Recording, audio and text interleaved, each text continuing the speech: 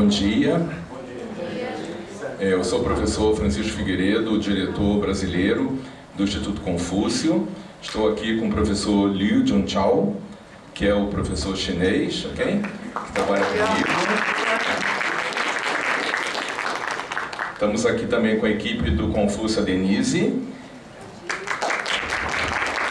E Gustavo, ok? Hoje estamos muito felizes de poder compartilhar com vocês, a palestra do professor Tai Xuan Na, que é brasileiro nato, tendo nascido na China em 1950. Ele é artista plástico, designer e arquiteto, formado pela Faculdade de Arquitetura e Urbanismo da Universidade de São Paulo em 1976. Desde 78, faz parte do corpo docente da Pontifícia Universidade Católica de Goiás. Ele é mestre em artes visuais pela Universidade Federal de Goiás e foi um dos responsáveis pela criação do curso de design na Universidade Católica de Goiás em 1999. Como artista plástico, Tai fez mais de 20 exposições individuais e tem participado de mais de 100 exposições coletivas, incluindo salões de arte nacionais e internacionais. Cria obras em diversas formas e linguagens, usando várias técnicas e suportes como desenhos, aquarelas, xilogravuras, pinturas, esculturas e objetos. Ele é autor de 5 livros publicados: Sementes do Cerrado e Design Contemporâneo, em 2002, Ideogramas e a Cultura Chinesa, em 2006, Desenho e Organização Bi e Tridimensional da Forma, com a 2ª edição em 2011, Design, Conceitos e Métodos, em 2016, e O Caminho da China, em 2024. Então, a palestra que iremos assistir hoje se chama Da Humilhação ao Respeito, a Ascensão da China. Então, vamos saudar o professor Tai.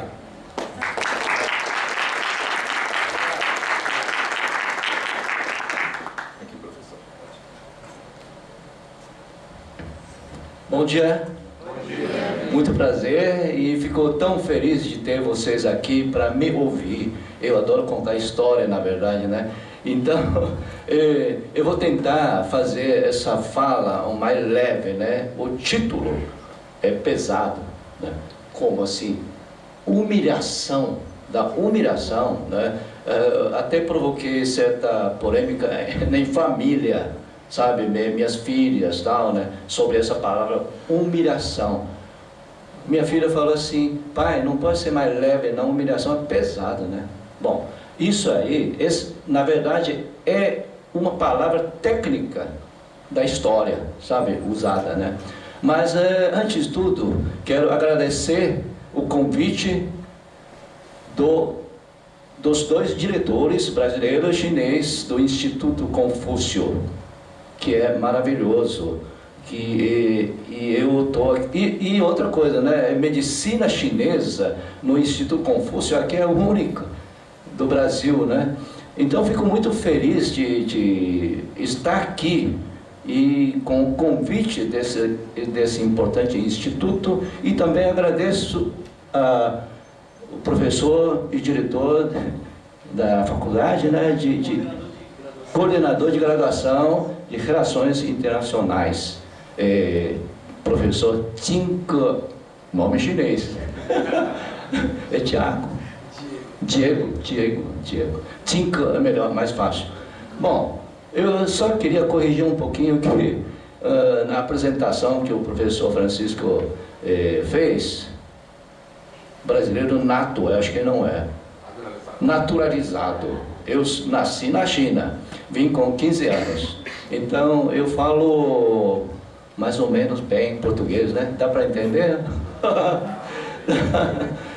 Bom, então eu agradeço a própria Universidade Federal de Goiás para que eu tenha essa oportunidade aqui para falar sobre a China, e eu adoro falar sobre a China, Bom, se precisar, eu fico uma semana falando da China, sabe?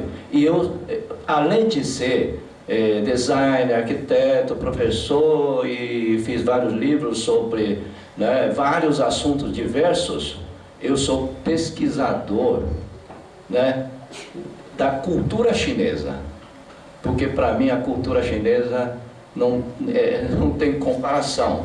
Então vou apresentar para vocês, na realidade, a história moderna da China. Isso é fundamental para que a gente possa entender o mundo, inclusive, de hoje, né? Então vamos começar aí. Eu não quero... Porque se me deixar, eu fico 2 horas, 3 horas falando. Eu tenho só 40 minutos, no máximo 50 minutos para falar, depois eu deixo aberta a nossa conversa com perguntas e respostas. Cadê o... Ah, tá aqui. Bom, então, porque humilhação, da humilhação ao respeito. A China foi humilhada durante 100 anos. Durante 100 anos. Eu acho que humilhada é uma palavra muito suave. A China foi totalmente linchada mesmo, né? Sabe, acabada, quase, a China quase acabou, né? Durante 100 anos de sofrimento do povo chinês. E vocês vão saber por quê. E a China precisou se acordar para ficar forte, para resistir. E hoje a China tem respeito por aqueles países, aquelas potências que lincharam a China, sabe? Me desculpe falar essa palavra pesada, né? Porque realmente foi muito pior do que a gente pensa. E hoje a China está num processo de ascensão. A China está ficando muito forte, né? Mas não fiquem preocupados, né? E eu falo, né, os próprios chineses falam para o Ocidente, para as potências, não se preocupam. A China fica forte só para ficar com o povo feliz, mas nada. A China nunca invadiu ninguém, não vai invadir ninguém, né? A China quer construir uma sociedade de prosperidade e harmonia. Para avançar,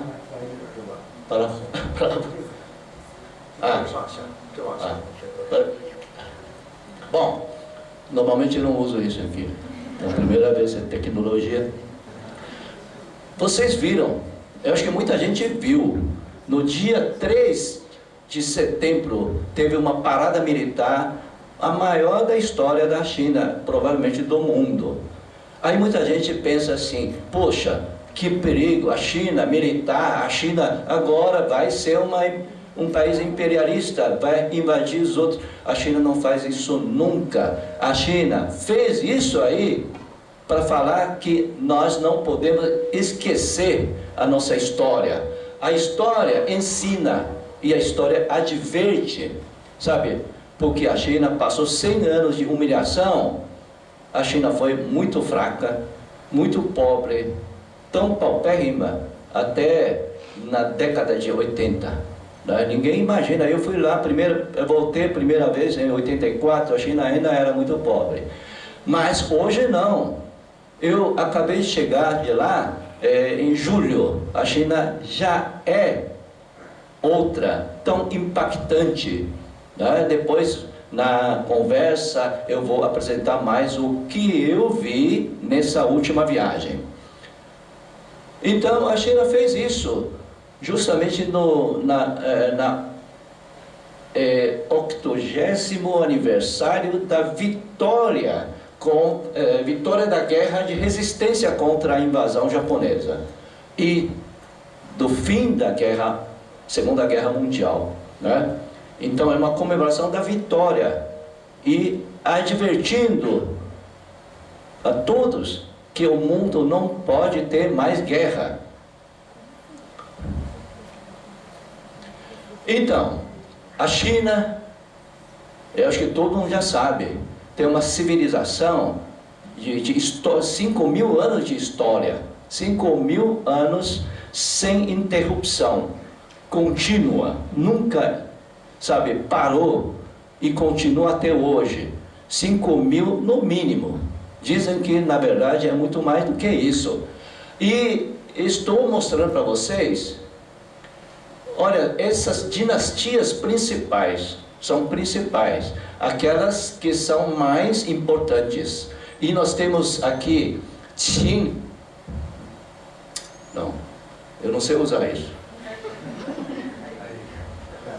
Qin. Eu estou aprendendo.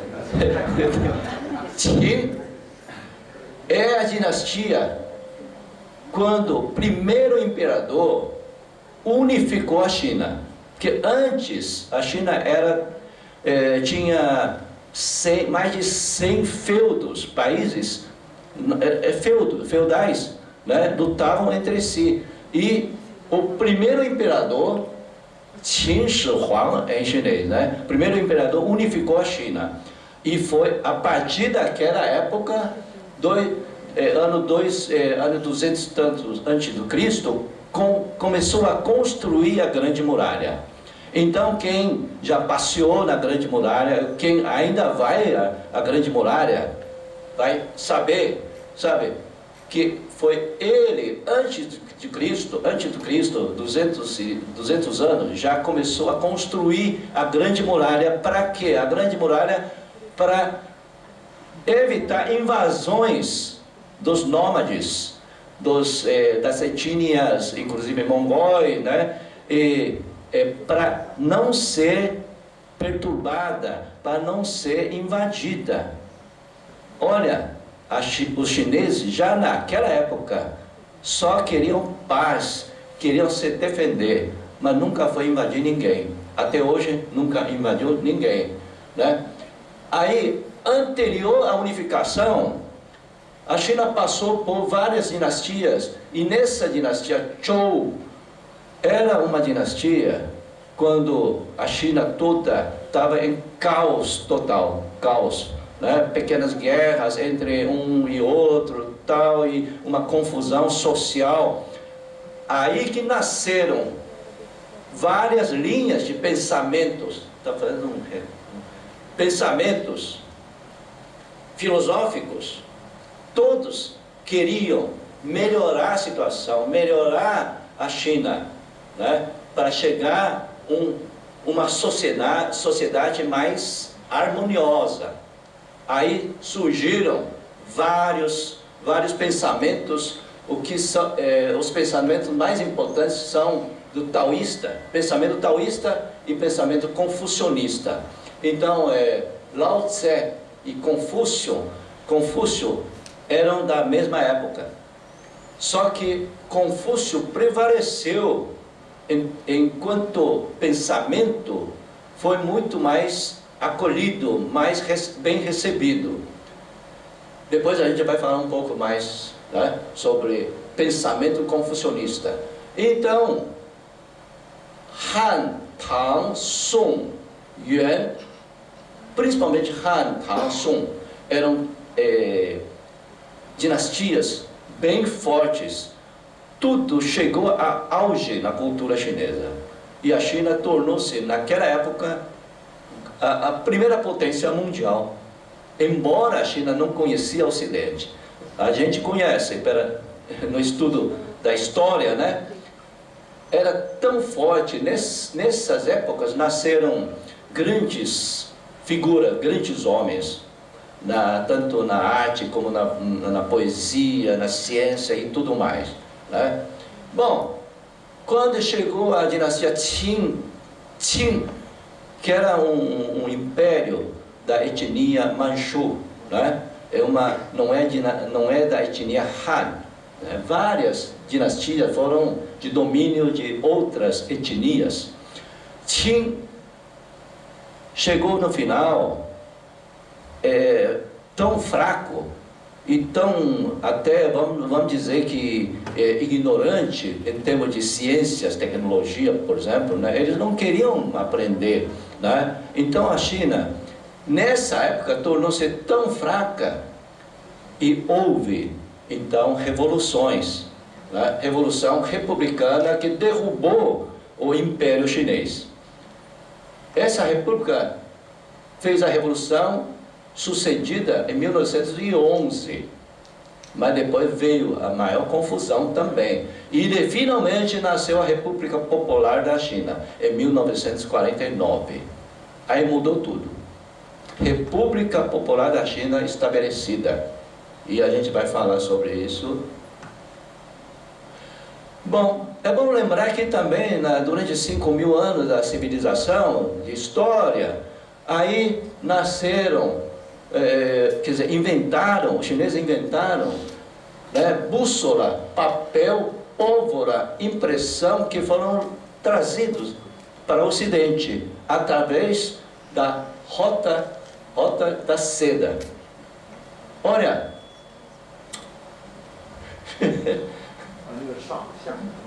eu sei, mas eu sou ruim de tecnologia. Eu normalmente lá, aqui, ó. Tá. Rota da Seda. Através da Rota da Seda aconteceu maior intercâmbio entre o Ocidente e o Oriente e o Ocidente, né? Através de comércio, na realidade, né? Os árabes ou persas, né? O pessoal do Oriente Médio iam lá para a China levando mercadorias e traziam mercadorias até chegar à Europa, né? Dizem que no Egito as mulheres do palácio, né, usavam aquelas roupas de seda todas da China, né? Então a China na época produzia bastante seda. E a seda foi criada, foi inventada no período neolítico, vê se pode, né? Por que sabe disso? Através da descoberta arqueológica. Descobriram sedas do período neolítico. Poxa, mas como pode, né? Mas está lá a prova. E porcelana, claro, até hoje, a China é um grande país da produção de porcelana. E a porcelana, assim, eu até tenho, mas está quebrado, né? Infelizmente. A porcelana de tão fina que é quase translúcido. Se parece um papel, folha de papel, né? Chega a esse ponto. Bom, então essa Rota da Seda foi muito importante para conectar dois continentes, até Europa, o continente chinês, para cima. Não, para baixo. Não aprendo, né? Bom, e houve também grande navegação. Não sei se vocês sabem. Quase 90 anos, 80 ou 90 anos antes da navegação do Colombo, né? 7 grandes expedições de navios chineses, né? E almirante Zheng He, essa figura aqui, ele levou, olha aqui, 240 navios de 120 metros de comprimento, 4 vezes maior do que o navio do Colombo. O navio do Colombo tinha comprimento de 30 metros, né? E esse aqui tem 120 metros de comprimento. E levou 27.500 marinheiros, visitando mais de 30 regiões e países. O Zheng He, ele era muçulmano. Ele fez questão de visitar Meca e chegou até Meca.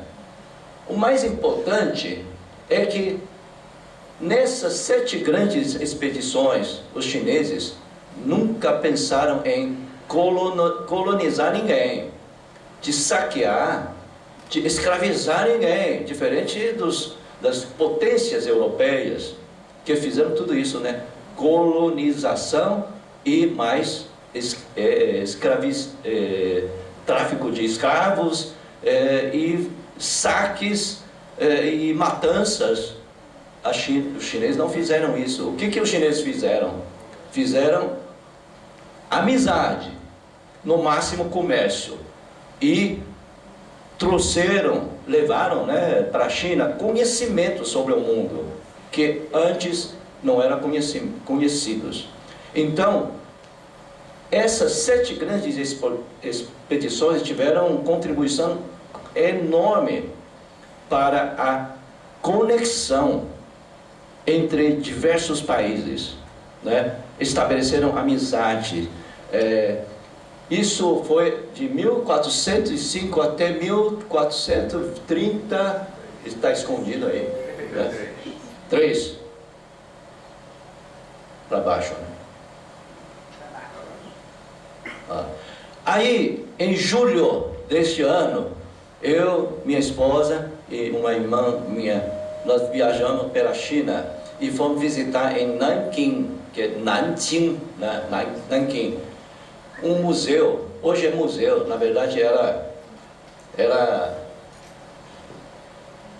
o palácio presidencial do governo anterior, do Partido Nacionalista, que guerreou com o Partido Comunista, né, e foi derrotado. Então, nesse museu, numa das paredes do museu, tinha essa frase aqui. Então, estou usando aqui. A tradução seria: aqui, olhamos para trás e refletimos sobre os 100 anos de turbulência da era moderna. Então, a China passou por um período de turbulência que dá para substituir a humilhação, né? 100 anos. Então, quando que começou 100 anos de humilhação? Podemos contar, sim, historicamente, a partir de 1839 ou 1840, né? Quando estourou a chamada Guerra do Ópio. Por que Guerra do Ópio? Porque os ingleses queriam fazer negócios com a China, só que sempre estava em déficit, né? Porque ingleses não tinham muita coisa para oferecer aos chineses, ao mercado chinês. E do mercado chinês tinha tantos produtos que foram levados para a Inglaterra, então a China ganhava mais dinheiro em cima dos ingleses. Os ingleses acharam injustos. Não dá, nós queremos vender para vocês, queremos ganhar dinheiro, queremos que vocês abram portos para a gente comercializar livremente. Uma exigência, obrigando a China. A China fala assim: então, o que vocês vão trazer? Ópio, né? E levaram ópio plantado, produzido na Índia, que era colônia britânica, né? E começou a comercializar, vender ópios para os chineses. O governo chinês fala assim: nossa, os chineses estão aí virando, sabe, o quê? E como acontece hoje nos Estados Unidos, todo mundo drogado, né? Sabe, drogar não dá. O governo começou a proibir e fechar portos para não entrar ópio. Queimaram caixas e caixas de ópios. Aí o que ingleses fizeram? Com canhões, vieram navios com canhões, começou a Guerra do Ópio. Então, fizeram o tratado, não sei por que saiu do lugar, Tratado de Nanquim. O governo britânico, porque a China perdeu, né, a guerra, né? Perdeu. Canhões, como que a gente ia enfrentar canhões? Canhões poderosos, e a China não tinha, né? Então, fizeram um acordo. Não, vamos parar com a guerra, tá, tudo bem. Então vamos deixar, a China deixou a entrada livre aos ingleses, né? E ainda cedeu o que? Hong Kong para a Inglaterra. Hong Kong ficou 99 anos como colônia inglesa e foi devolvida em 1997 para a China, né? Bom, então 1856, até 1860 houve a Segunda Guerra do Ópio, porque houve a Primeira Guerra. Aí outros países acharam muito injusto, porque ingleses estão ganhando tantas vantagens, ganhando até Hong Kong, tanta vantagem, a gente quer também. Aí entrou a França. Então, Inglaterra e França fizeram juntos a Segunda Guerra do Ópio. Fizeram tratados, vários tratados, principalmente o Tratado de Tianjin, né? Olha, concedendo tantas vantagens, mas assim, até em dinheiro, porque na época era prata, né? Porque não tinha dólar, né? Hoje seria dólares, antigamente era pratas. A China tinha que pagar um monte de pratas para a Inglaterra e França, como a denominação que eles fizeram, né? Como indenização. Como assim? Eles invadiram a China, maltrataram, matando, saqueando e tudo. E a China tinha que pagar indenização. Pagou, a China pagou. Não tinha como. Aí outros países acharam ruim. Ué, só Inglaterra e França, nós queremos entrar também. Entraram Estados Unidos, Rússia. Aí o que os chineses faziam? Sabe, a população que entendia de arte marcial, Kung Fu, resolveram se organizar, né, para resistir contra os europeus. Sabe, lutadores Kung Fu. Só que não dá, né? Lutadores Kung Fu, na frente de um fuzil, pá, não dá. Aí, não tinha como. Aí 8 países aliados, olha aqui, ó, aliança das 8 nações, Império Austro-Húngaro, Império Britânico, França, Alemanha, Itália, Japão, Rússia e Estados Unidos. 8 países invadiram a China, porque aliados. E cada país precisava de um território. Olha, esse território é meu, e aquele é seu, e a China foi dividida. Sabe, hoje, se vocês viajarem para várias cidades da China, Xangai, por exemplo, vocês encontram nesse bairro edifícios britânicos, no outro bairro edifícios de estilo francês, outro bairro russo, outro japonês, e assim por diante. Chamaram esses territórios, eram chamados de concessões, foram concedidos. E os chineses não podiam entrar lá de qualquer jeito não, né? Na concessão britânica em Xangai, na época, tinha uma placa num parque: aqui não entram cachorros e chineses, no próprio território da China. Olha como que é humilhação. A China perdeu totalmente a soberania, total. Aí outros países, Holanda, Bélgica, Espanha, Portugal, não, todos foram, nós queremos também. Já imaginou? Português não fez guerra com a China, simplesmente chegando lá e pá, aqui é nosso, Macau é nosso, e pronto, né? Espanha, Bélgica, Holanda, sabe Taiwan, aquela ilha, hoje, vocês sabem, né, conhecem Taiwan, né? Era chamada de Formosa pelos portugueses, que os portugueses foram lá, né? Ilha Formosa, né? E Taiwan já foi dominado por holandeses, né? Depois os chineses recuperaram. Bom, então a China perde a total soberania. Olha, Palácio Imperial ocupado pelos 8 países, soldados dos 8 países. Olha esse cartaz, você vê tudo, ó. O chinês está apavorado aqui. Aí vários países, esse aqui, a rainha britânica, né? Ó, estão tentando dividir a China, vamos dividir. Ó, a minha parte é essa aqui, a outra parte é sua, e aí vai. A China foi assim, humilhada. Perdeu totalmente a soberania, porque fizeram, a partir de 1860 até 90, né, vários tratados, porque estouraram guerras, logo depois da guerra fizeram tratados, né, para ver o que a China podia ceder para esses países. Então, 1883, Guerra Sino-Francesa.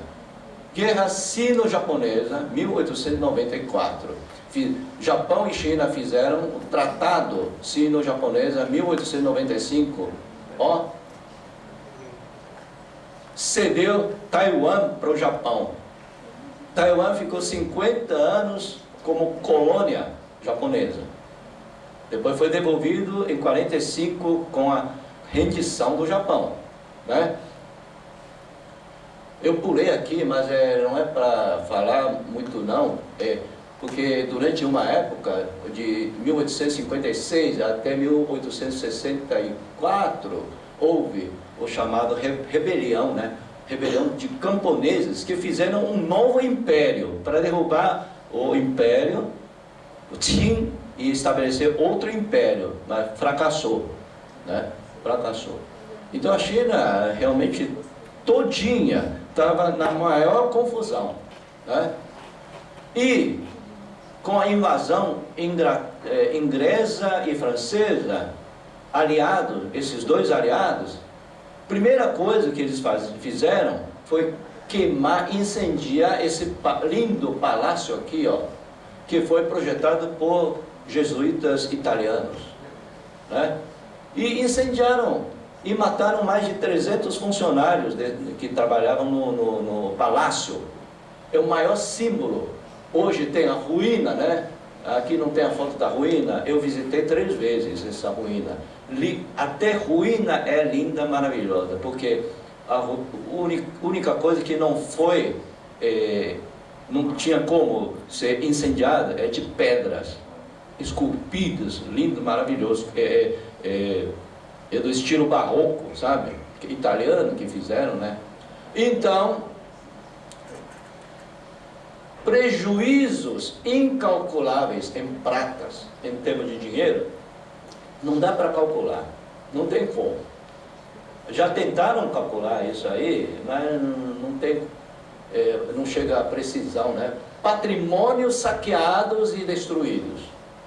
Quem for visitar museus, grandes museus na Inglaterra, em Londres, ou em Nova York, em outros países, vocês podem encontrar tesouros, obras de arte chineses em abundância. Todos foram saqueados, levados, sabe? Até hoje, milhares e milhares, né? Soberania nacional arruinada, total. Os chineses não mandavam em nada, né? Bom, aí houve, dentro do Palácio Imperial, um fracassado movimento de reforma. Sabe, muita gente queria fazer reforma para modernizar, para aprender com o Ocidente, para até fazer canhões, né? Mas tinha uma força contra, então foi fracassado.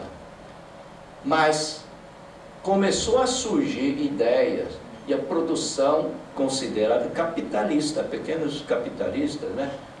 E da burguesia na época. Bom, com toda aquela confusão, surgiu um grande revolucionário, Sun Yat-sen, esse aqui, Sun Yat-sen, ele era médico. Ele falou assim, do jeito que está, a China vai acabar, não vai existir mais, não tem como. Então vamos derrubar esse império. Ele que liderou a Revolução Republicana, que derrubou finalmente em 1911 o Império Chinês, o último império, né? E a República da China foi estabelecida, mas não durou muito tempo, porque em 49 veio outra revolução, né? Por quê? Olha, a China inteiramente foi dividida de novo pelos chamados senhores da guerra. Cada senhor da guerra, tem uma palavra aqui, caudilho, né? São caudilhos, né? Esses caudilhos, cada um ocupou um grande território aqui. Esse aqui, ó, olha aqui, é o pai do mestre meu de pintura. Eu tenho um mestre de pintura, ele é caçula, filho caçula desse caudilho aqui, né? Interessante, né? sabe, meu mestre, quando tiver oportunidade, eu vou contar a história nossa, porque os chineses são assim, né?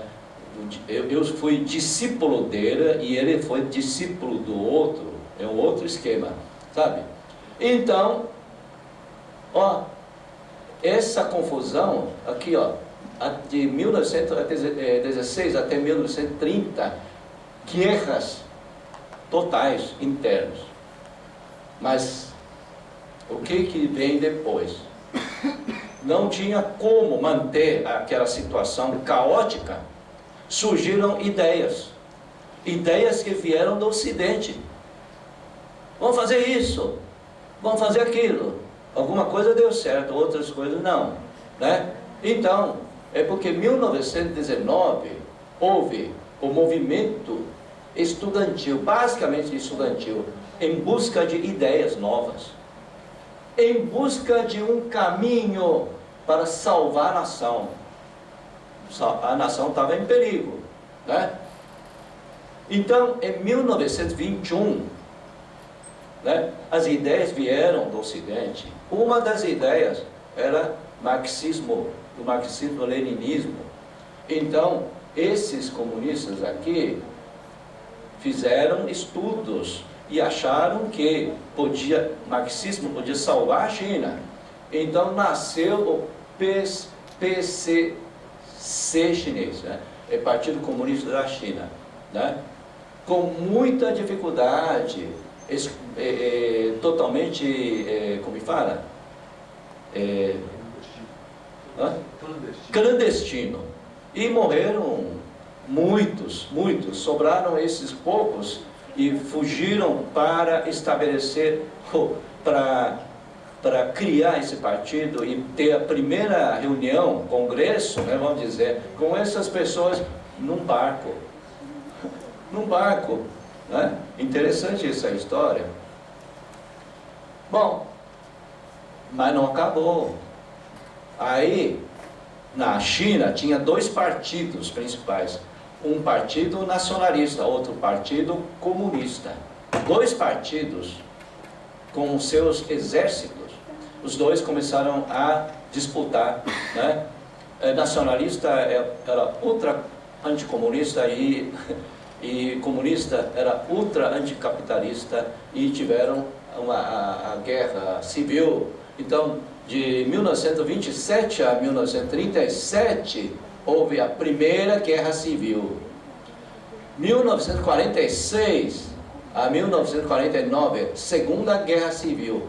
Mas entre 30 e 45 houve guerra de resistência contra a agressão japonesa, porque a invasão japonesa, né, começaram as massacres, né, e a tentativa de realmente conquistar e colonizar a China. Então, pararam de fazer a guerra civil, começaram a cooperação entre dois partidos para fazer resistência contra os japoneses. Então, aqui nós temos duas figuras, né? Uma grande marcha, não dá para a gente falar sobre isso porque precisamos de tempo. Na realidade, é uma grande marcha para fugir da perseguição dos nacionalistas. E esse aqui é de um cartaz de filme. O filme é chamado Estúdio de Fotografia em Nanquim, de Nanquim. Está sendo exibido na China toda e até nos Estados Unidos e vários países, não chegou ao Brasil ainda. Esse filme fala, né, da história, né, do massacre, durante a época do massacre em Nanquim, né? Os japoneses fizeram esse massacre em menos de uma semana. 300 mil pessoas, civis, não soldados, 300 civis, entre eles, nenenzinho, mulheres, sem distinção de idade de ninguém. Mataram através até de alguma competição, para ver quem mata mais com espada, coisa assim. Extremamente cruel. Mas os japoneses, lá, o governo japonês hoje, fala assim, não aconteceu nada disso. Não, você morreu, morreu pouca gente, e nega, né? E esse filme mostra a história de uma pessoa que revelou por acaso, num estúdio de fotografia, fotos tiradas pelo exército japonês. Que o rapaz tinha lá escondido e revelou essas fotos. São provas desse massacre. E existem outras provas de filmes, de diários e tudo mais, né? É só para a gente lembrar disso aqui. Mesmo lá na China, os chineses falam, não é para criar ódio, não é, para a gente lembrar que houve, né, esse acontecimento. Olha aqui, ó, de 1930 a 45, 14 anos de guerra de resistência contra a invasão japonesa. E 35 milhões de chineses foram mortos durante esses 14 anos. Né? Não dá mais, não pode ser. Por isso que houve a parada militar no dia 3 de setembro, para falar, olha, nós tivemos vitória. O Japão se rendeu. E comemorando, para a gente lembrar da história, para nunca mais acontecer coisas desse tipo, né? Bom, houve tentativa dos dois partidos chegarem a cooperar para chegar a uma solução, mas não conseguiram, né? Essa figura aqui é Chiang Kai-shek, que levou os soldados nacionalistas fugindo, né, na Guerra Civil para Taiwan, né? E esse aqui, Mao Tse-tung. Os dois tentaram fazer negociação com intermediário aqui americano, né? Mas não chegou a nada.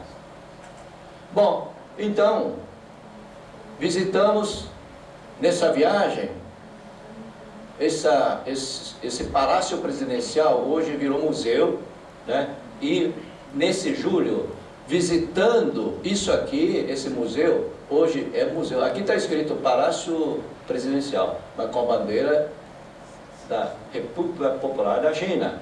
Virou museu e fui lá fazer a visita exatamente para conhecer melhor e com provas, né, dessa passagem de 100 anos de humilhação. E com a Guerra Civil, os nacionalistas fugindo para Taiwan, né, levando mais de 700 mil peças dos melhores tesouros culturais da China e guardados nesse museu, chamado Museu Nacional do Palácio Imperial.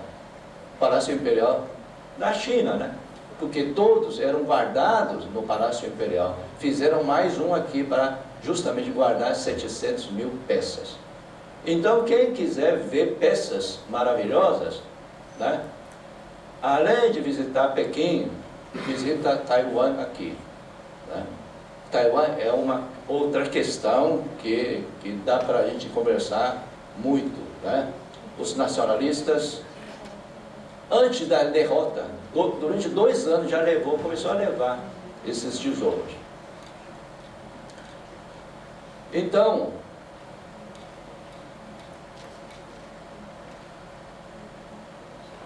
nossa, eu sinceramente... Tá. 1949, então foi proclamada a fundação da República Popular da China e com a nova bandeira aqui, certo? Mas, de 1949 até hoje, vários eventos, grandes eventos aconteceram. Eventos bons e eventos ruins. Claro, né? É difícil, né? Para construir um país não é fácil do nada, praticamente do nada, né? Quando foi estabelecida a nova República Popular da China, logo depois, em 1950, estourou a Guerra da Coreia. E a China participou. A China não tinha nada, fraca ainda, participou dessa guerra, mandando soldados voluntários para guerrear contra principalmente americanos. Eram também uma espécie de exército da ONU, né, liderado pelos americanos, porque os americanos, a China participou para barrar qualquer tentativa da nova invasão. Os americanos estavam tentando de novo acabar com a China, até com bomba nuclear. O MacArthur, né, era general que liderava americanos, sugeriu colocar algumas bombas atômicas na China, sabe? Bom, então houve a chamada reforma agrária, depois o movimento de 3 transformações socialistas, que o caminho que a China adotou é socialista, né? E teve fracassos e sucessos também em várias medidas, várias políticas.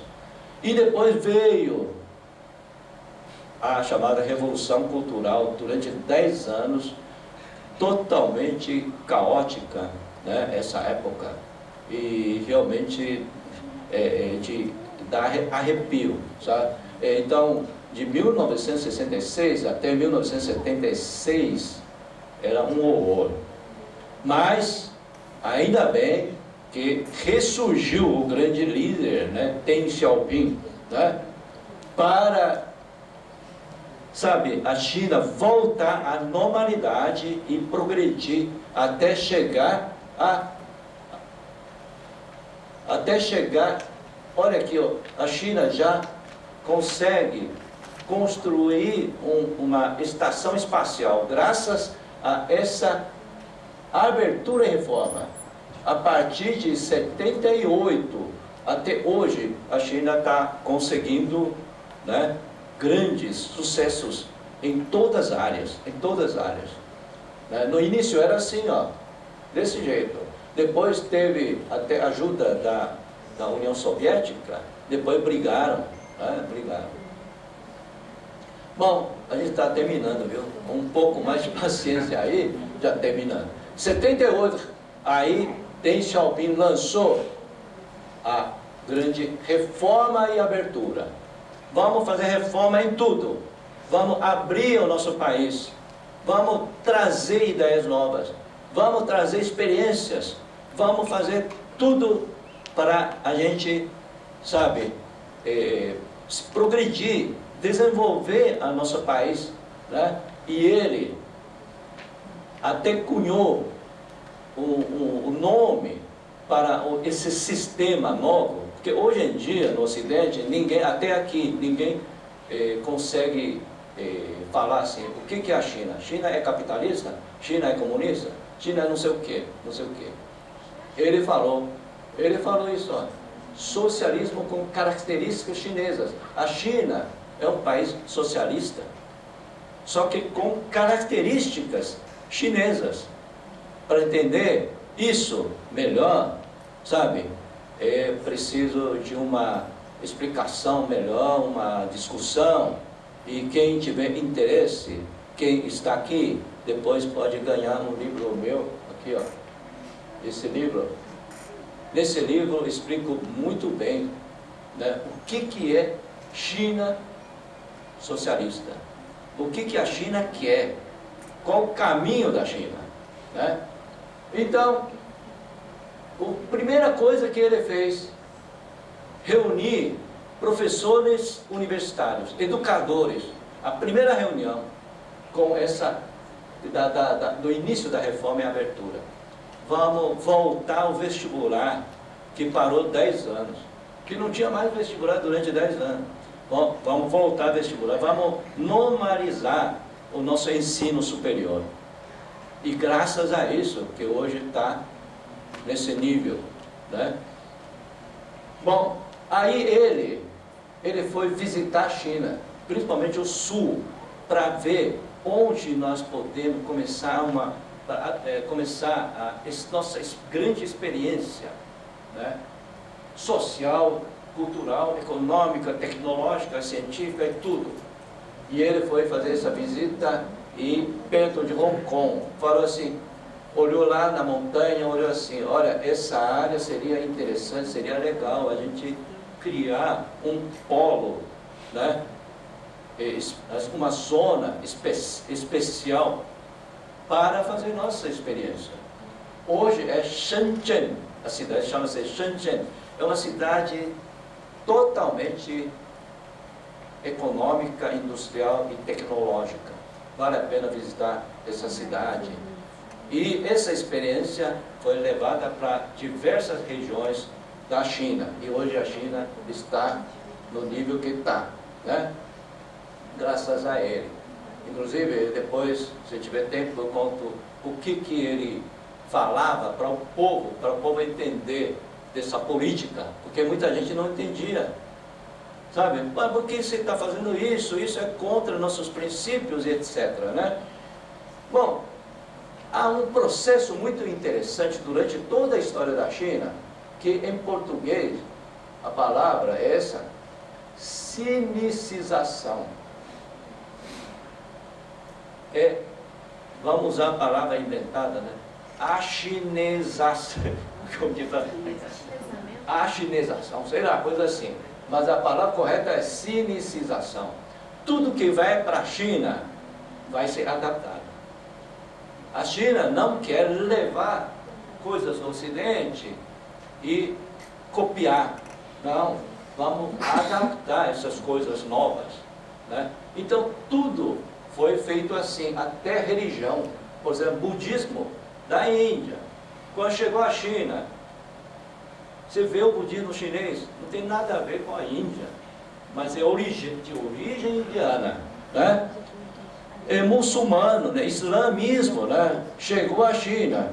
Não, veja a roupa dessa mulher aqui, muçulmana. Não tem nada a ver com aquela roupa do Oriente Médio, lá que os muçulmanos usam. Né? Os princípios são mantidos, mas muita coisa foram adaptadas ao contexto chinês. Uma integração, uma combinação, tudo que a China faz em pensamento também. Muita gente fala assim, a China adotou o marxismo-leninismo. A China não adotou isso assim, daquela maneira, de levar e adotar, e utilizar. O próprio Xi Jinping, que falou há algum tempo atrás, assim, ó, aqui vocês não conseguem ler, né? Então vamos para a tradução. A adaptação do marxismo ao contexto chinês e a nossa era. Tudo é adaptado de acordo com a realidade atual da China. Então não é uma coisa dogmática, fixa, né? Sabe, que não muda. A China tem essa flexibilidade. Outra característica que os chineses têm, a cultura tem, é inclusão. O espírito de inclusão. Olha, é uma coisa nova. Olha, eu queria saber o que é isso. Olha, vamos ver. Tem coisa boa, a gente aprende. Nossa, tem coisa que não se adapta aqui. É melhor não, por enquanto. Né? Tem coisas muito, assim, exemplos muito interessantes que eu posso contar quando eu conto histórias, né, interessantes. Sistemas, modelos políticos, econômicos, indústria e tecnologia. Tudo a China aprendeu assim. Traz. E vamos ver o que tem de bom.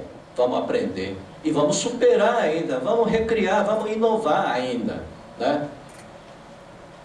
Então tem uma frase interessante, que eu acho interessante, que está escrito aqui, que o Xi Jinping, né, falou: marxismo é o espírito, e a cultura tradicional, as raízes, que a China é isso.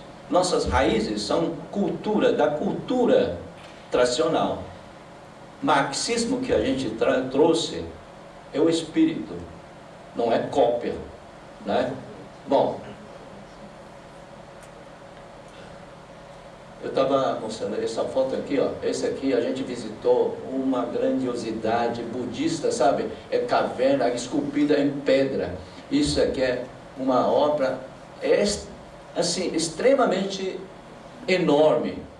Você passa um dia inteiro. Isso aqui é apenas um ponto, um lugar. É quilômetros e quilômetros de esculturas budistas. Se você vê, tem alguma influência da Índia, daquela época, né? Mas tudo vira chinês, né? Bom, todo mundo sabe, né? Que o Ocidente passou por revoluções industriais. A primeira revolução, né, 1760 a 1840, com mecanização, com a invenção da máquina a vapor e tudo mais, e hoje estamos na quarta revolução industrial. Começamos a utilizar inteligência artificial, internet das coisas, fusão entre tecnologias digitais, físicas e biológicas, essa fusão aqui. E os chineses têm pressa. Com a abertura, com a reforma, a China tem que fazer tudo isso ao mesmo tempo, né, em 4 décadas. A China quer, em 4 décadas, alcançar e ultrapassar o Ocidente para realizar o sonho chinês. Que foi o Xi Jinping que lançou também. Nós também temos sonho. Porque americanos falam assim, sonho, American Dream, né? É para todo mundo enriquecer, cada um procura todo jeito para se enriquecer, mas o sonho chinês é coletivo, não é individual. Nós precisamos realizar nosso sonho chinês, é construir uma sociedade harmoniosa, linda, maravilhosa. Todo mundo vive em paz e em harmonia. Esse é o sonho chinês. E para chegar a esse ponto, a China tem que ser muito bem, muito desenvolvida e muito rica, mas espírito, vamos dizer, confucionista, harmonia, né? Bom, então, é isso, a China passa por tudo isso aí em 4 décadas, porque a China em 49 não tinha quase absolutamente nada, nada, zero, não fabricava nem bicicleta. Carro, nem pensar, né? Hoje vocês estão vendo, aqui já temos BYD, carros chineses por aí, né? Os americanos não deixam nenhum entrar, não sei porquê, né? E aqui, ó, a gente viu Rota da Seda, né? E a China lançou a chamada Iniciativa de Cinturão e Rota, baseado na Rota da Seda antiga, né? Estão criando novas rotas terrestres e rotas marinhas. Para quê? Sabe, americanos e vários outros países, tem gente que fala assim, a China é expansionista, quer dominar o mundo. E muita gente aqui fala, né, a China quer dominar o mundo e já está dominando o mundo. Bom, a China não quer dominar o mundo, a China só quer fazer isso aqui, ó. Coexistência pacífica, cooperação, ganha-ganha. Não sei se em português é uma palavra correta, em inglês é win-win, né? Eu ganho, você ganha, todo mundo ganha. É claro, todo mundo quer ganhar, mas deixa que todo mundo ganhe, né? E normalmente no pensamento, vamos dizer, americano, britânico, é assim, ó, só eu que ganho. Por isso que o presidente americano fala assim, né? Como que é? Fazer a América grande, só nós, o restante tem que ser pequeno, só nós grandes, né? Tudo tem que ganhar, né? Então, isso aqui, cinturão e rota, um grande programa de investimento de conectividade e cooperação internacional, abrangendo 148 países, né? Projetos intercontinentais globais, transporte, energia, comunicações, produção de bens de valor agregado dos países africanos, porque a África, Os países ocidentais não querem nem saber. Ah, atrasado, então não sei o quê, para que investir? A China não. Vamos investir. Vamos ajudar os povos africanos. Vamos tirar da pobreza. Vamos tirar a fome dessas pessoas, né? Leva a China, através dessa iniciativa, leva um projeto, leva um dinheiro para construir até parques industriais, né? Conectando. Hoje tem ferrovias que vai até Europa, levando cargas de produtos, de mercadorias. E a China quer que o Brasil participe também do cinturão e rota. O problema é que o governo brasileiro ainda tem preocupação com a pressão americana, né? Não vamos entrar por enquanto, não vamos entrar nisso aqui, né? Não entrou, mas está tendo a possibilidade de construir aquela ferrovia que liga Atlântico e Pacífico. Na realidade, né, deveria estar nisso aqui, ó, no cinturão e rota, mas mesmo assim vai acontecer, sabe? Bom, então a gente está terminando, tá? Terminando. E a China é chamada de, os ocidentais que chamam a China de monstro de infraestrutura. A China faz infraestrutura, né? Consegue criar o que quiser em lugares que antigamente eram considerados impossíveis, né? A China constrói. E hoje tem, só para mostrar para você, a trem-bala, uma malha de ferrovia para trem-bala, de 48 mil quilômetros hoje. Então você vai para qualquer lugar de trem-bala. Nessa viagem nossa, eu, ali, minha esposa e minha irmã, viajamos só de trem-bala. De um lugar muito longe, né? Tão longe, falei assim, não vamos não. Aí depois vamos pesquisar, quantas horas de trem-bala? Menos de 1 hora, ou então vamos. Encurtou tudo, né? Então a China dá maior importância para a construção de infraestrutura, rodovias, ferrovias, até ferrovias, rodovias que atravessam, que vai até deserto. Muita gente pensa assim, mas por que a China faz isso? Você não vai ganhar dinheiro, você vai perder dinheiro, porque a China não pensa em lucro.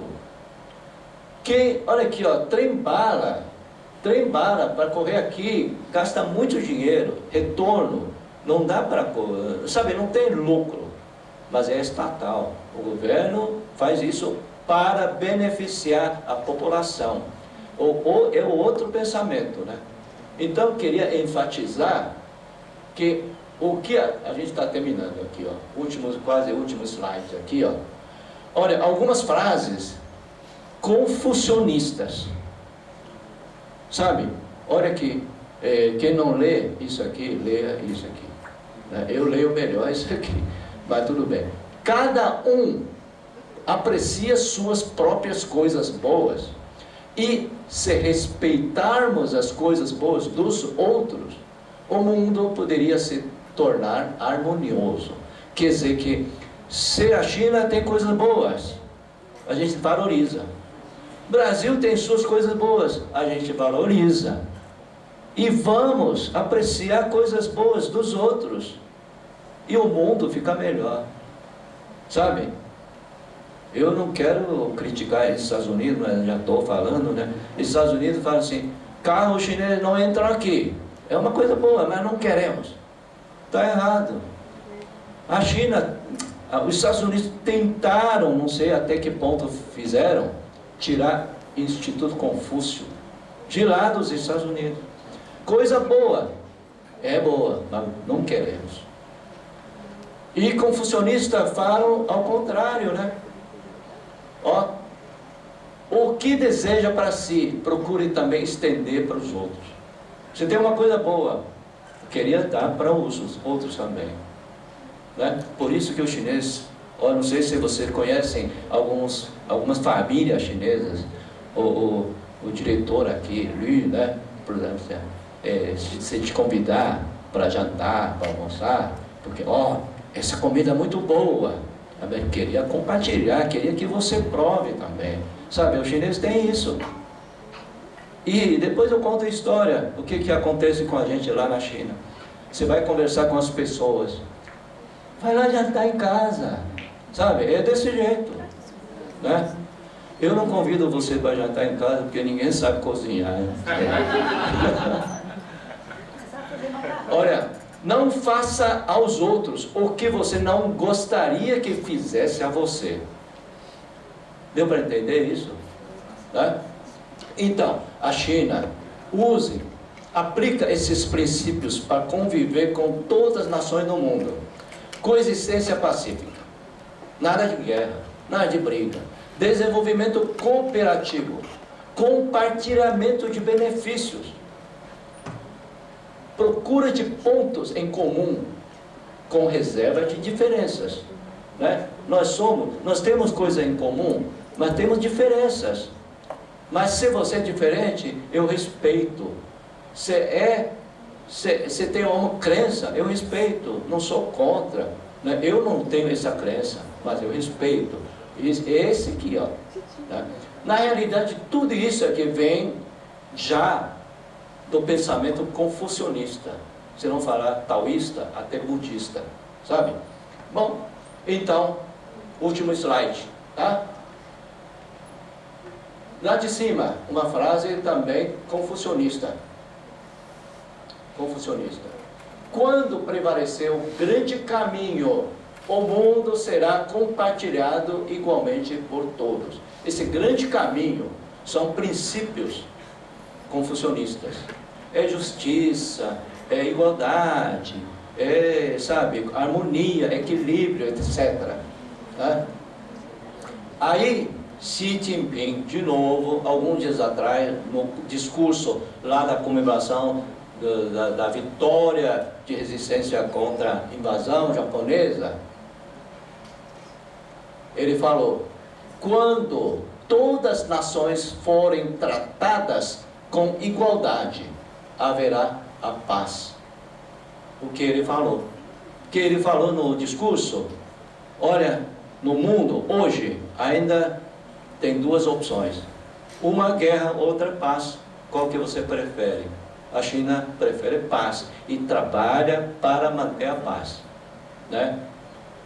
Bom, e a China quer, né, propor isso aqui, ó, a construção da comunidade global com um futuro compartilhado. Só que um futuro brilhante, um futuro bom para todos. A China quer esse compartilhamento. Esse é o ideal que a China apresenta, sabe?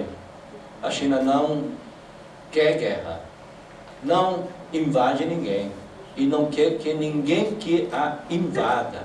Certo? A China mostrou todo aquele desfile militar com aqueles armamentos para falar assim: não vem aqui, ninguém vai vencer a gente, nós temos também nossa força, né? E obrigado.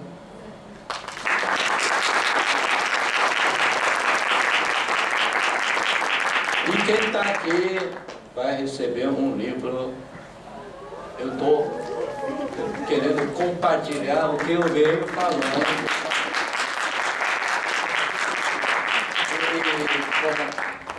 Seria um prêmio para essa paciência que vocês têm para me ouvir. Eu fico muito feliz que vocês estão estando aqui para me ouvir, né? E só para você valorizar mais esse livro, eu não sou um grande escritor, mas eu gosto de escrever o que eu penso. Então vocês, ao ler esse livro, vai perceber: pô, Thay, você já falou antes, você está repetindo aqui. Porque eu repito mesmo, né? Tá?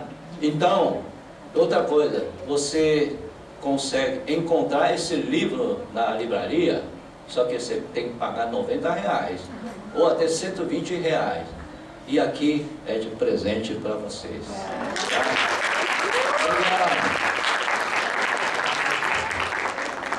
Vamos então abrir para perguntas. Alguma pessoa presente gostaria de fazer alguma pergunta para o professor? Sim. Temos aqui uma pergunta.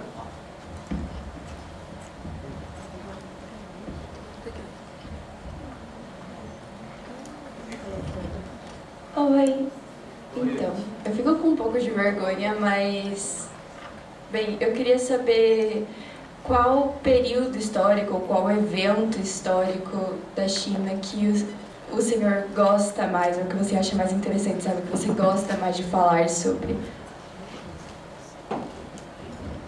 É uma pergunta muito difícil. Eu gosto de tantos períodos, muitos períodos. Se é para falar das dinastias bem antigas, eu gosto da dinastia Tang, Song,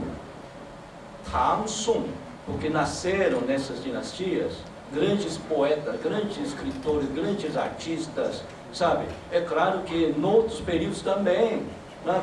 Por exemplo, período que, sabe, mesmo que é da etnia, vamos dizer, domínio por outras etnias, tiveram, sabe, por exemplo, durante a dinastia Yuan e Ming, né,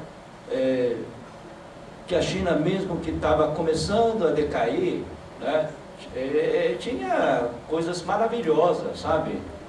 E se for falar com o melhor período que me comove, eu choro por isso, sabe? É agora. A China de hoje é maravilhosa. Eu vou dizer por quê. Em 2018, eu fiz uma exposição na China. Depois voltei, porque normalmente eu vou 2, 3 vezes, quer dizer, uma vez em cada 2 ou 3 anos. Veio pandemia e tal, né? Eu fui esse ano. Um novo impacto. A China impactante, sabe?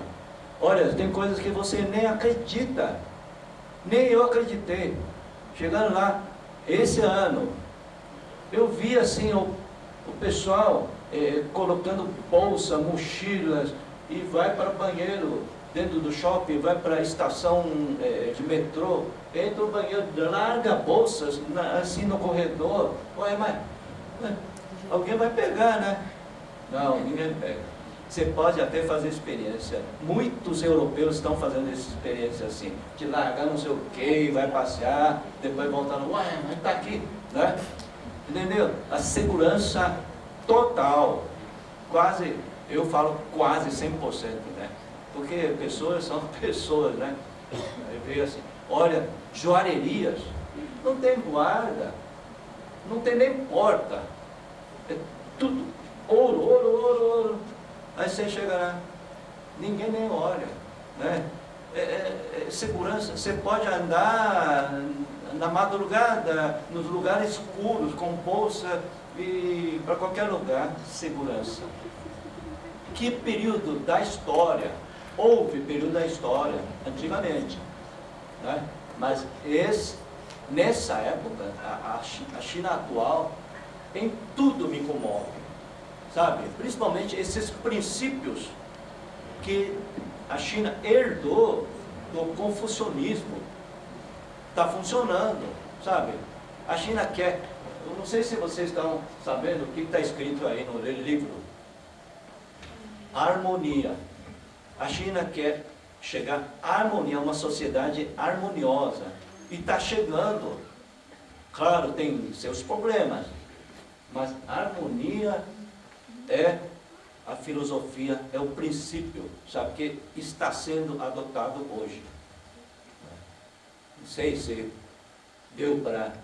Deu sim. E eu tenho outra pergunta, gente, desculpa, pode, tá?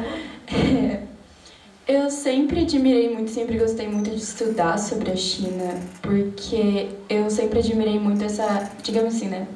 Acho que dá pra gente falar resiliência. Sim. Que a China tem, os chineses têm, de mesmo não sendo, como você disse, um desses países imperialistas, não sendo um desses países que esqueci a palavra, que se impunha durante a história, ainda assim a China conseguiu preservar boa parte dos seus princípios e da sua cultura. Eu queria saber, você como estudioso também, né, como chinês, o que você acha, tipo, dentro da sociedade, dos princípios chineses, que realmente fez com que eles conseguissem ter essa resiliência e preservar tanto assim a sua cultura e seus princípios? Olha, resiliência essas qualidades que o povo chinês tem, sabe? Tem vários, né?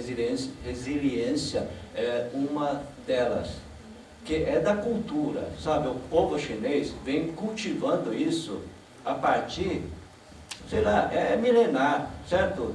Eu sempre falo para todo mundo, né? O meu sangue aqui, ó, tem isso, você nasce com isso, sabe?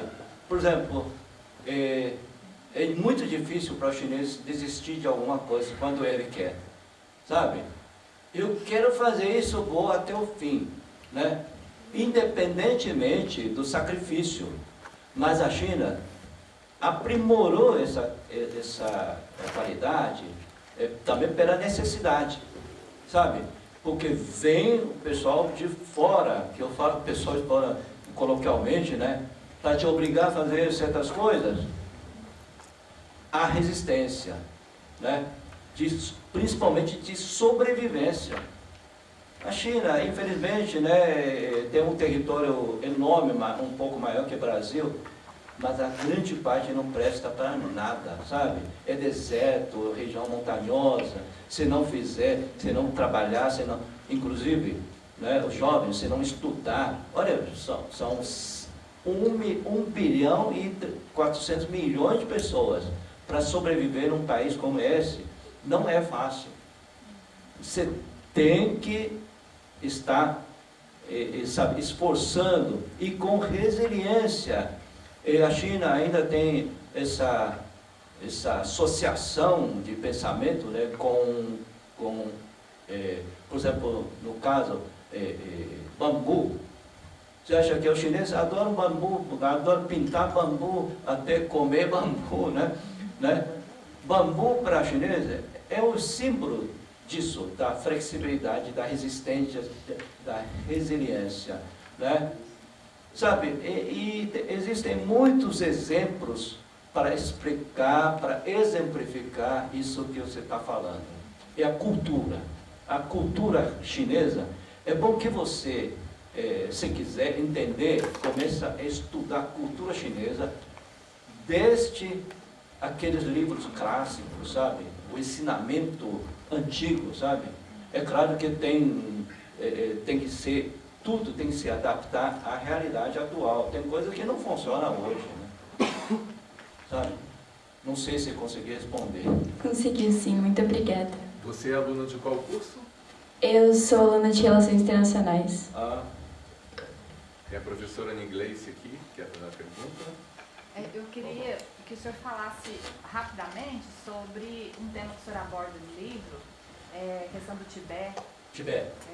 Então, quem quiser saber a questão do Tibete, questão de Taiwan, tem no livro, né? Rapidamente Esse complicado. livro aqui, ó, pessoal. É difícil falar sobre Tibete. Tibete, desde 700 anos atrás, já fazia parte do Império Chinês, né? Quer dizer, nunca separou da China. A única coisa que separava do Império, da região central da China, relevo, né? Dificuldade, obstáculos naturais.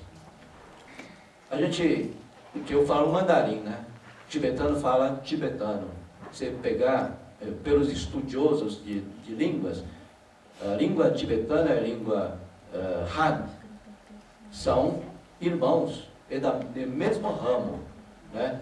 E o povo tibetano se diferencia do povo Han justamente por causa das limitações geográficas. E ainda faz fronteira com Índia. Então tem muitas influências indianas. O budismo tibetano sofreu influência do budismo, vamos dizer, dos Hans. Na época que houve um conflito entre exércitos, na época o reino tibetano, mas fazia parte do império. Aí o reino tibetano começou a ficar assim, poxa, o império não dá atenção para nós, e vamos lá, vamos brigar. E começou a provocar militarmente contra o Império, né? O imperador chinês. Só para ser chinês mesmo, né? Falou assim, não briga não, o que é isso? A gente, né? Nós somos irmãos, para que brigar? Vamos fazer o seguinte, deixa uma filha minha para casar com você aí, com o rei tibetano. Pronto, acabou a briga, né? E essa princesa, junto com o rei, viajaram 3 anos de Pequim, não sei se a capital era Pequim na época, né? Não lembro, porque muda, a capital muda, né? Viajaram 3 anos para chegar ao Tibete. Essa princesa levou milhares de artesãos, como que fala? Tecelões, sabe? E agricultores, tudo, até religião, até budismo Han, até budismo tibetano, e fundiram. Então, na verdade, isso aqui, porque o Ocidente faz propaganda, é porque invadiram o Tibete. Como que invade o Tibete se é da própria China? Quem invadiu de verdade Tibete, quer saber? Está no meu livro, né? Ingleses que invadiram o Tibete e mataram monges. Eles não falam disso, sabe? É claro que... Por que eles falam que a China invadiu o Tibete? Porque a China, quando fundou a República Popular da China, sabe por que chama Exército de Libertação? Exército de Libertação é libertar esses povos oprimidos, para sair da opressão. Então, Exército da Libertação foi para Tibete, para tirar aquela população, não é nem oprimida, como fala, pior, muito pior do que isso, né? Porque é da escravidão, vamos dizer, da escravidão, sabe? Você falou assim, em poucas palavras, não tem como não ler o livro. Tem um capítulo que fala sobre isso, sabe? O povo vivia no inferno. O exército da libertação foi tirar eles da escravidão. Aí os senhores que tinham de tudo ficaram incontentes. Mas como assim? Tirou esse privilégio meus. Aí um deles foi para a Índia, que é o Dalai Lama. Sabe? Então, dizem, né, que Dalai Lama tem um sorriso que contamina todo mundo. Nossa, bom, os chineses falam, aquela só máscara, né? Bom, então, não é a minha visão. Tudo comprovado, inclusive como o massacre em Nanjing, tem fotografias, tem vídeos que mostram qual a situação daquela época, quando era de um regime tibetano, regime escravagista. Tem um outro nome, né? Eles usam... Servidão. Hã? Servidão. Não, servidão porque é uma escravidão ou servidão ligado à religião. Entendeu? Tem um nome específico. No livro eu usei isso aí, só que a minha memória é ruim, né? Mas é isso, né? Então, vai lá no Tibete para ver como que o povo tibetano vive hoje. E comparando com aquela época. Então é isso, o Tibete não é problema. Só que ocidentais querem inventar coisas, inclusive em relação a outra região que tem uigures, né, muçulmanos. Estão falando de genocídio. Como genocídio? Vai lá ver como que é o povo. Entendeu? É isso. A gente tem que conhecer a realidade, vendo. Sabe? Eu, como pesquisador, toda vez que eu vou à China, não é para passear. Pergunta para ela. Eu pesquiso em tudo, observo em tudo, sabe? Para comprovar, sabe? Que a realidade é outra. Bom, não sei. Obrigada. Mais alguma pergunta? Aqui tem o QR Code, quem tiver interesse no certificado da palestra, por favor, depois acessar, ok? Bom dia a todos, eu sou artista visual, então consegui. E eu estou muito interessado nessa questão da relação da China e do Brasil. Então eu queria saber, assim, o que você sugere como caminho e também quais são as oportunidades que você acha que pode ter fazendo um intercâmbio na China, qualquer coisa. Nossa senhora, é uma pena que eu já tenho certa idade, né? Como você aí, tem tanta coisa, tantas possibilidades. Claro, eu incentivo a qualquer um. Primeira coisa, vá à China, faz uma viagem mesmo de turismo para conhecer. Visitem os lugares que realmente você tem interesse. Na última vez eu fui visitar a Academia de Arte. Pena que, Júlio, não tinha ninguém. Eu fui recebido por pessoas lá, porque férias, né? Eu visitei uma grande exposição, né? Toda vez que eu ia na China, eu visitava, eu tenho grandes amigos no Instituto de Arte de Chongqing. Chongqing é uma cidade que não sei se vocês sabem, a maior cidade do mundo, tem 36 milhões de habitantes. Eu acho que vocês muitos já viram no YouTube, né? O trem que passa por dentro de um prédio é aquela cidade, né?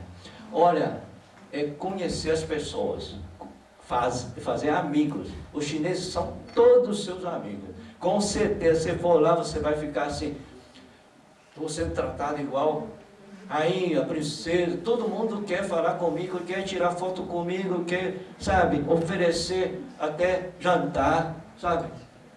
Eu e uma amiga nossa, Saida, no trem, conversando com um médico chinês, conversando no trem. Ele convidou a gente para jantar, sabe? Então, os chineses são muito receptivos. E vale a pena você primeiro conhecer, sabe, a China. Já começando a surgir oportunidade de intercâmbio, sei lá, nossa, é a melhor coisa, né? Ainda não, então, eu tenho 2 alunos, esses alunos meus, que estão na China, morando na China. Nessa viagem, encontrando com a Tainara, essa aluna do design, ela com o marido, 2 filhos, já faz 3 anos que moram em Suzhou, né? Eles falaram, não saímos mais daqui.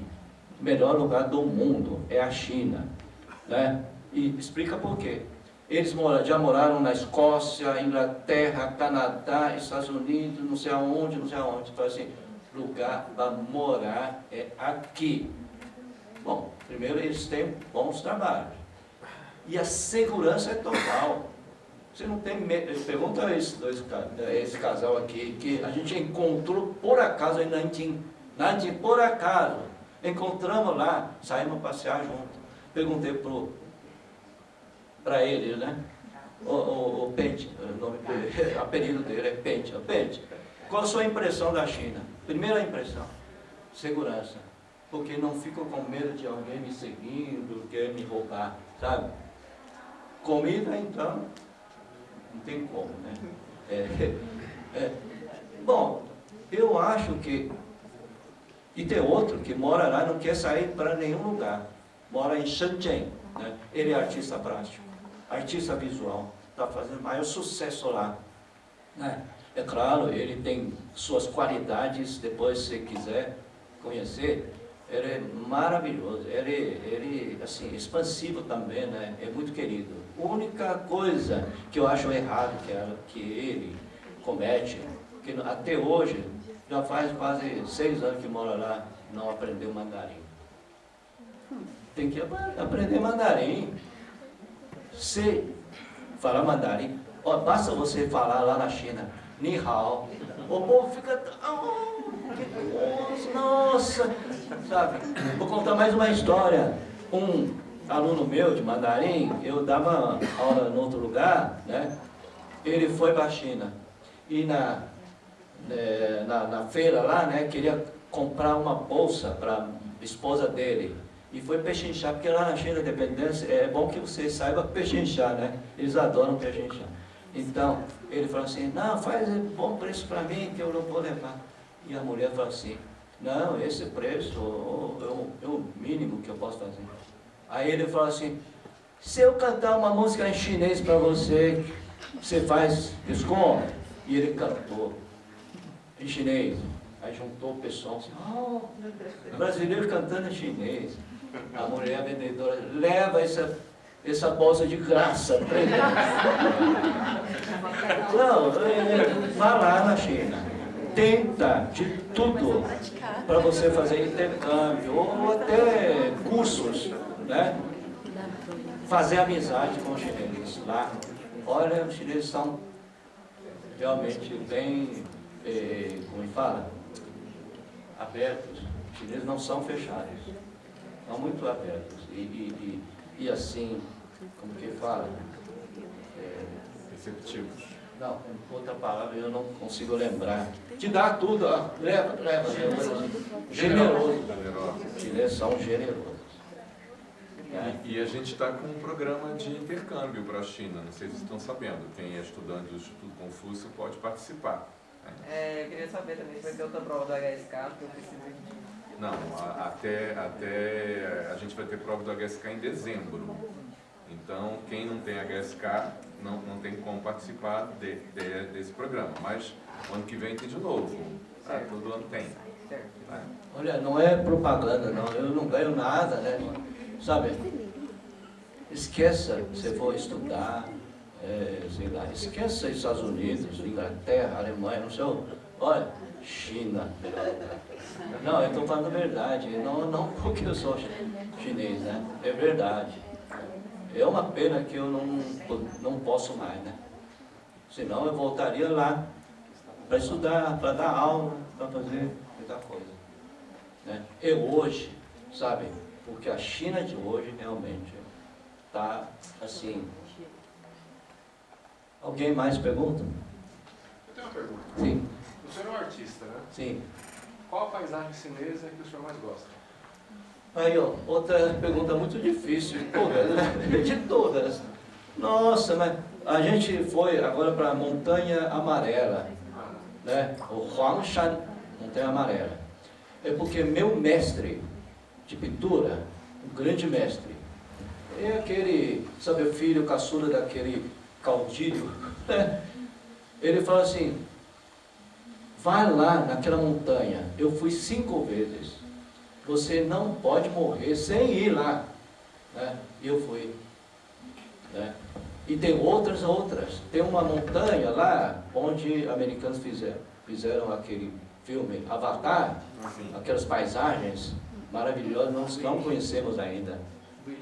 Não. Zhangjiajie. Guilin é maravilhoso. Outro lugar, na próxima viagem nós vamos. Eu já fui 2 vezes. Você conhece? Nossa Senhora. Perto de Changsha? Não, perto na verdade na província de Guangxi. Tem cada lugar, não tem como. Qual que você prefere, qual que gosta? Todos eles. Não, mas é de verdade, sabe? Não tem negócio de preferência. Se você for lá visitando assim, então assim, eu gosto desse. De cidades também, sabe? Mas... Mais alguma pergunta? Não? Não? Então, Tem. Sim. Bom, eu gostaria de saber como a história de conflito e a paz de China impacta o contrato. História do conflito. Eu gostaria de saber como a história do conflito e a paz na China impacta o interesse entre populações. Bom, conflitos, tinha conflitos assim de vários tipos, né? E em várias épocas da história, né? Antigamente, enquanto a China não estava unificada, tinha conflitos entre os pequenos países, vamos dizer, feudais, vários feudos. Cada um queria o seu domínio, queria expandir. Isso na época que não tinha o pensamento confucionista ainda, né?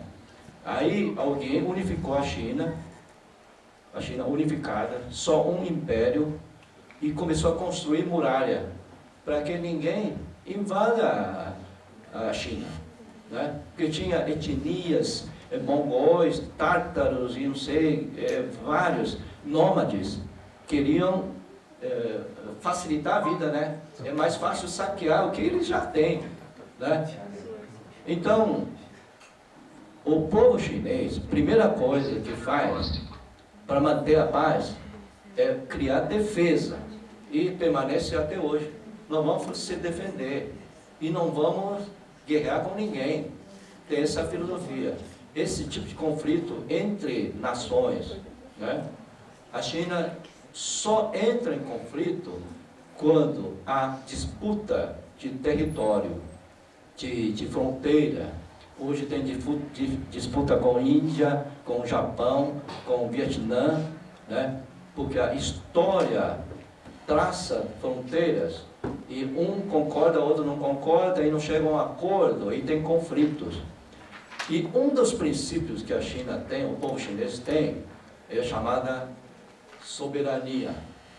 Os chineses falam assim: não cedemos nem um centímetro, que é nosso, a gente quer, não cede. Os chineses são, como fala? Aquela palavra esqueci de novo. Generosos, mas em termos de território não, sabe? Então existe isso. Eu não sei se consegui, né? Mas os chineses são, com certeza, absoluta, pacíficos, porque a filosofia chinesa tradicional ensina isso. É a paz que consegue, sabe, manter a harmonia. E a harmonia é a meta, sabe, de uma sociedade. Sociedade harmoniosa. Sociedade harmoniosa até evita, sabe, aí vem o confucionismo a dizer também que você deve autocontrolar vamos dizer, vários sentimentos, várias emoções que faz parte da natureza humana. A cobiça, por exemplo. O confucionista fala assim, o budista fala também, né? O ser humano tem cobiça, mas tem que ter outra qualidade para contrabalançar a cobiça. Então, o equilíbrio, sabe? A obtenção do equilíbrio, tanto espiritual como físico, é importante. O equilíbrio. O núcleo do pensamento confucionista é o equilíbrio. Até na medicina chinesa, né? Tem vários médicos aqui, sabem muito bem, com certeza. Para não ficar doente, tenta que você tenha fisicamente tudo, até comida, tudo equilibrado. Então, é isso. E a gente anda muito desequilibrado, né, Pois é, eu, por exemplo, eu falo disso, né? Falo da harmonia, falo de paz. De vez em quando eu fico com tanta raiva de até porque faz parte da natureza, né? A gente tem que fazer um controle, mas muitas vezes é muito difícil isso, né? Bem, então a gente gostaria, né, em nome do Instituto Confúcio, de agradecer, né, ao professor Tai pela brilhante palestra e gostaríamos de presenteá-lo com uma lembrança da Universidade de Medicina Chinesa de Hebei.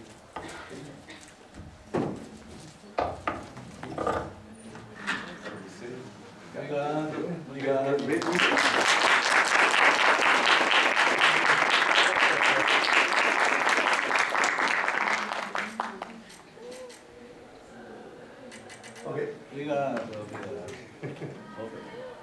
Ó, é um guachá, um negócio de fazer massagem, né? Canetinha e um pendrive. Para fazer massagem, tem que ter uma pessoa para fazer. Ali. Muito obrigado. Obrigado.